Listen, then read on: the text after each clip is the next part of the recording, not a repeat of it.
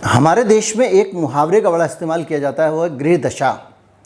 लगता है आजकल जो है कुछ लोगों की गृह दशा बड़ी ख़राब चल रही है।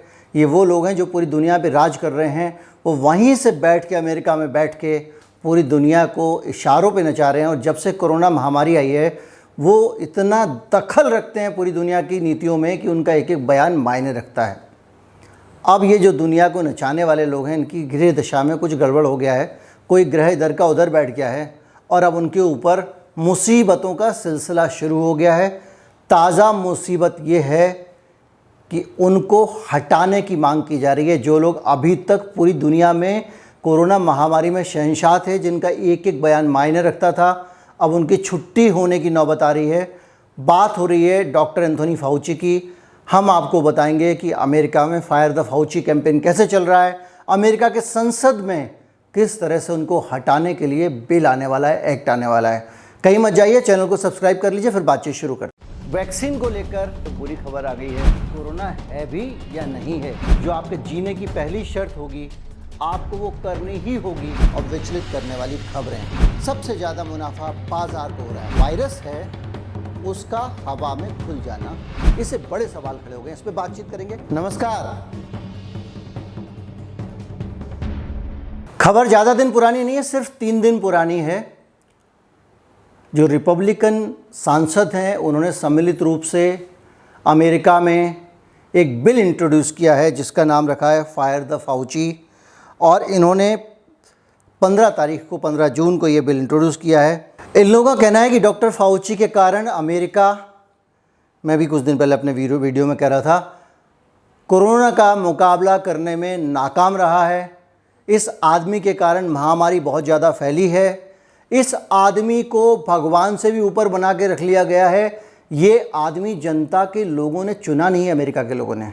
ये इलेक्टेड रिप्रेजेंटेटिव नहीं है, लेकिन इलेक्टेड रिप्रेजेंटेटिव से भी ज़्यादा ये अमेरिका के लोगों की ज़िंदगी में दखल देता है, उनके बच्चों से और उनसे जुड़े हुए फैसले कर रहा है। और इसके करने से अमेरिका के लोगों के जीवन पे बुरा असर पड़ रहा है, लोगों के जीवन पे खतरा आ गया है। और इस आदमी की इंटेग्रिटी भी डाउटफुल है, इसलिए इसको बाहर करो, निकाल दो। फायर द फाउची एक्ट, और ये एक्ट इंट्रोड्यूस किया गया है अमेरिका में। अब इस एक्ट पे बहस होगी, और अगर ये बिल किसी भी तरह से पास हो जाता है और ये एक्ट बन जाता है तो जो इसमें प्रावधान है उसके मुताबिक डॉक्टर फाउची का जो वेतन है, जो अभी तक अमेरिका में जो 2019 के आंकड़े हैं उसमें भी $5 लाख था, अमेरिका के सबसे ज़्यादा सैलरी वाला आदमी ये था। और इसकी सैलरी जो है वो शून्य कर दी जाएगी। इसकी सैलरी शून्य करने का प्रस्ताव इस एक्ट में है, अगर ये लागू हो जाता है। Thank you for coming, everyone. This is an important issue that we need to talk. The American people have endured terrible things over the past year due to the shutdowns from COVID-19. And I'm very proud to sponsor the Fire Fauci Act, and I'm grateful to my colleagues here for co-sponsoring this bill because the American people deserve answers. The Fire Fauci Act will bring Dr. Fauci's salary down to zero and also will require the Senate to confirm someone to fill his position. Doctor Fauci के ऊपर जो आरोप लगे हैं वो बहुत सारे आरोप हैं, और इसी वजह से उनकी ये नौकरी खतरे में पड़ी है। और उनमें से एक आरोप ये है कि वो अपने देश के साथ गद्दारी कर रहे हैं।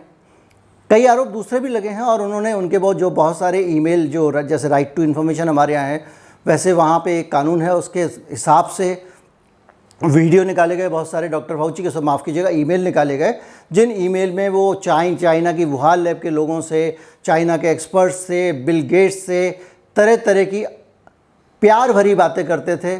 और उनके साथ में बहुत, जैसे उन्होंने ये बिल गेट्स को कहा कि आप जो है टीकाकरण की तैयारी करो पहले से ही। उन्होंने बिल गेट्स को कहा कि आप जो है अमेरिका की सरकार के साथ मिलकर काम करो। डॉक्टर फाउची के ऊपर आरोप जो सबसे ख़तरनाक लगा, जिस पे हमने वीडियो बनाया था, जिसको मीडिया ने पता नहीं क्यों उसको अंडर प्ले किया, डॉक्टर फाउची के ऊपर आरोप है कि उन्होंने नॉर्थ कैरोलिना में एक बहुत ख़तरनाक अपनी लेबोरेटरी में वायरस बनाने पर काम किया, जो कोरोना वायरस से 15 गुना वायरस ख़तरनाक था, स्पाइक प्रोटीन सार्स कोविड के वायरस में लगाए जा रहे थे, जिसकी फैटेलिटी 15% है, जबकि कोरोना वायरस की 1% है। यानी इससे 15 गुना ज़्यादा जानलेवा वायरस डॉक्टर फाउची अपनी लेबोरेटरी में बना रहे थे। तो वो जो काम था, उस आरोप के अलावा जो है उन पे ये आरोप लगा कि जो चीन की लैब है, वुहान वायरोलॉजिकल लैब, जिसके कारण जो है वो सारे के सारा ये अमेरिका नई थ्योरी लाया है कि वो एक्सीडेंटल लीक हुआ है वहाँ से, जिसके कारण जो है वो पूरी दुनिया में कोरोना फैला है।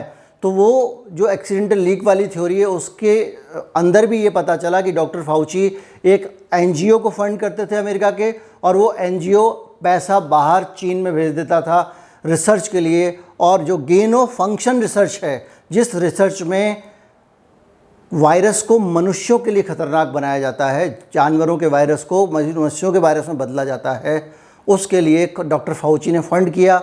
ये उनके ऊपर आरोप लगे थे। तो इसलिए डॉक्टर फाउची एक बहुत ख़तरनाक और विलेन टाइप का चेहरा बन गए थे।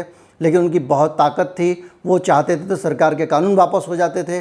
ट्रंप ने उनको नौकरी से निकाल दिया तो उनको वापस ले लिया गया। डॉक्टर फाउची पे डोनाल्ड ट्रंप ने भी बहुत सारे आरोप लगाए हैं।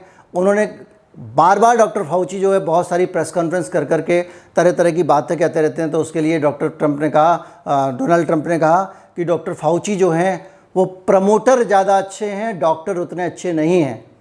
उन्होंने और भी कई आरोप लगाए हैं डॉक्टर फाउची के ऊपर, चीज़ों को तोड़ मरोड़ कर पेश करने के।